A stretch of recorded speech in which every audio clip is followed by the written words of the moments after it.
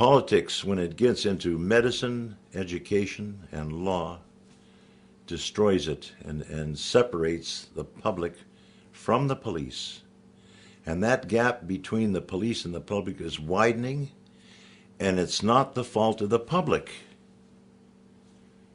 That's a submission I'm making. The gap between the police and the public is widening, and it's not the fault of the public. We as police, and the present day police there, have lost our meaning why we're there. We're there as peace officers. We're not there to punish people. But that's what it seems to have become. And that's something that really upsets me. My name is Len Miller, and I'm a retired Vancouver police officer. I was in the fraud squad for 10 years. And prior to that, I was in the Air Force. I was a technician in the Air Force. And I was also drove cancer car for 5 years. I think I'd like to serve my community.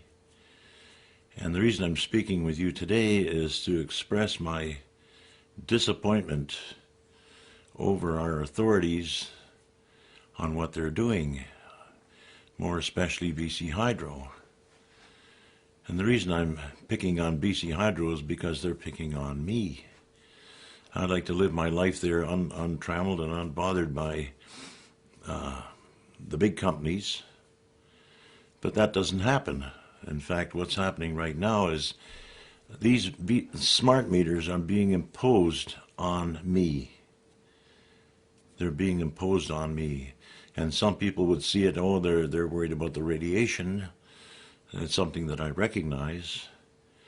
But my objection is, from a police point of view, is the invasion of privacy. Because invasion is what it is. When they install that meter in your house, from my investigations into this, is that they know what you're consuming by the minute. They know what's on and what's not on, and they know by watching you, you can tell when you're home and when you're not home. So installing smart meters, in my submission, is like opening your front door and letting the world in. But this is not because it's voluntary, it's being forced on us. And that gets under my skin. I don't like things being forced on me. When I was a policeman, I didn't force things on people. I enforced the law. But I never went after the citizen, person that had to earn his living there. They got a break there because they were honest people. The people that I went after were the criminals. And I see criminality in what BC Hydro is doing. They're imposing something on you you didn't ask for. And I see that, firstly, as a breach of contract. You didn't contract with BC Hydro to let your house be home invaded, did you? The old analog meter, which counted off how much electricity you used and you were charged for, you didn't mind. I didn't mind.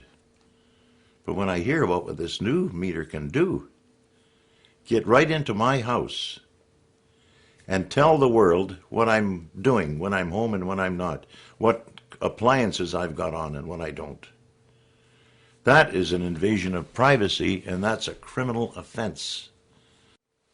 BC Hydro, in my submission, is embarking on a monstrous act of deception. They are saying one thing, but you're getting something else. And I see that as a form of extortion. I see that the BC Hydro says you either take our energy the way we want to give it to you or we're going to cut it off. That's extortion. That's a criminal offense, in my opinion. And it's a form of control. I would see this, having my police experience there, and being part of that control system, is that it goes far beyond public protection there. It becomes public domination.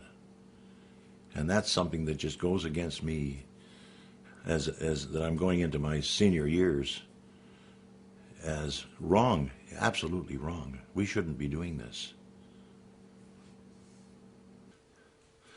So I have to say that when we're trained as a fraud detective, when you spent so much time being a fraud investigator, You see things, the minutia of an event there that other people miss.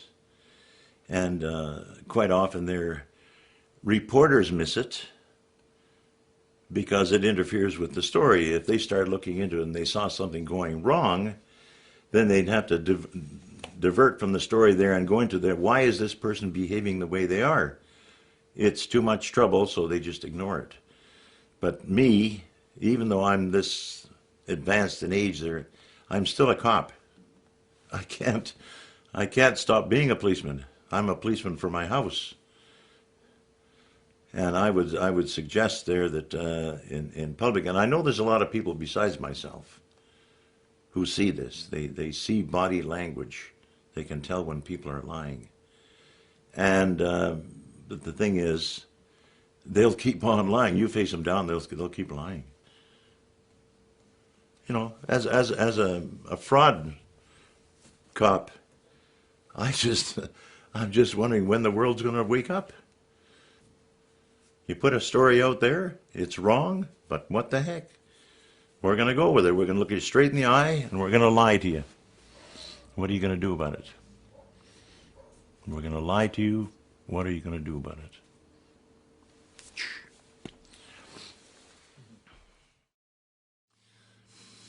I would suggest to people, to public, is to resist this in every way you can. Send letters to BC Hydro telling them, send letters to your members of MLAs who are controlling this, telling them that you don't want this. Secondly, if you want to put a grid over your meter so it doesn't broadcast anything, I've heard people suggesting they're going to do that. They're going to put a grid on their meter so this thing can't broadcast. We have a situation there where some people's houses face their neighbor's house. So all that stuff, that radiation is being beamed into your neighbor's house. We had a fellow on not too long ago on TV who has a bank of meters. He's got 24 meters because he lives in an apartment right where he lives. He's upset about it. But who's willing to listen to him? A 2-minute or 3-minute spot on TV does nothing. It's over and gone. People forget it. So I'm suggesting take an active part. Tell them that you don't want this and put it in writing. Take back your power.